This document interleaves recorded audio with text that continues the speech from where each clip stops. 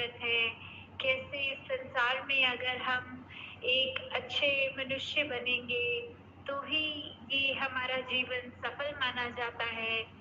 कैसे हम अगर आए हैं तो हमारे जीवन की घड़ियाँ तो सीमित ही हैं, तो हमने जितना जीवन है उसको एक अच्छा जीवन कहलाने के लायक बनाना है, तो क्या करना है? उसमें हमें ये अपने आप की सबसे पहले पहचान करनी है कि हम एक मनुष्य के शरीर में हैं, तो क्या हम सिर्फ शरीर ही हैं या कुछ और है? तो अगर इसी को ज़्यादा गहराई में लेके जाएँ तो बात वही है कि ये परमात्मा जो है, ये पूरे ब्रह्मांड के एक छोटे-छोटे कण से लेके बड़े-बड़े प्लैनेट्स और हर एक चीज़ में है। तो कैसे एक इसी का अंश हम सबके अंदर जो है, उसकी पहचान जो हो जाए। और अगर कहते हैं कि जब ये प्राण निकल जाते हैं, तो ये शरीर छोड़ने वाली बात जो आती है, तो उसमें ये आत्मा जो है, इसको जब पता लगता है कि हमने कहाँ जाना है, कहाँ से आए हैं, तो वो पहचान जीते जी ही करनी होती है। ये जो हमें सांस अभी मिली हुई है, इसका पूरा फायदा उठाते हुए अपनी पहचान इस परमात्मा की पहचान कर लें। तो कैसे ये जीवन में हमें जहाँ एक मनुष्य बनने की बात है, तो ये गुण कौन से हैं जो हमें वाकई मनुष्य बनाएंगे? क्योंकि देखने में तो हम मनुष्य ही हैं, तो फिर ऐसे क्यों कहते हैं कि ये तो पशु के भी से भी ज़्यादा खराब है, ये तो एक हैवान की तरह कार्य कर रहा है, इसका सोच, इसकी बोली तो बहुत ही खराब है। तो ऐसा क्यों होता है कि हम मनुष्य हैं, फिर भी ऐसा व्यवहार करने लग जाते हैं?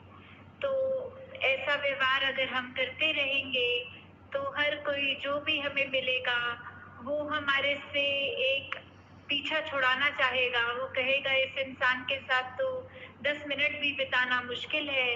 ये तो बहुत ही ऐसी बातें बोलता है जो मन को ठेस पहुँचती है, या कुछ ऐसा कार्य करता है जो अच्छा नहीं होता। तो कैसे हम इस ऐसी अपनी एक नेचर से हट के एक वाक़ई ही असली मनुष्य वाले कैरेक्टरिस्टिक्स, एक वो गुणों को अपनाएँ?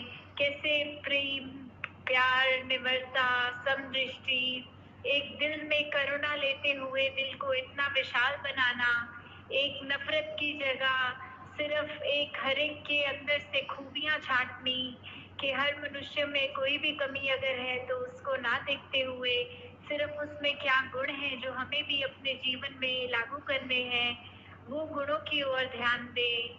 कैसे एक अगर उदाहरण है कि तेज़ाब होता है जो एसिड, अगर वो किसी भी बोतल में है, वो चाहे इतनी सुंदर बोतल भी क्यों ना हो, हमें अगर प्यास लगेगी तो हम वो तेज़ाब की बोतल चाहे कितनी भी आकर्षित लग रही हो, उसको खोल के नहीं पिएँगे।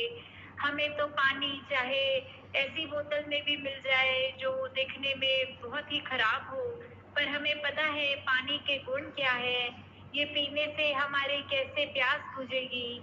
तो हमने अपने आप ही वो पानी की चाहे एक साधारण लुकिंग बोतल ही हो, उसी का चुनाव करना होता है।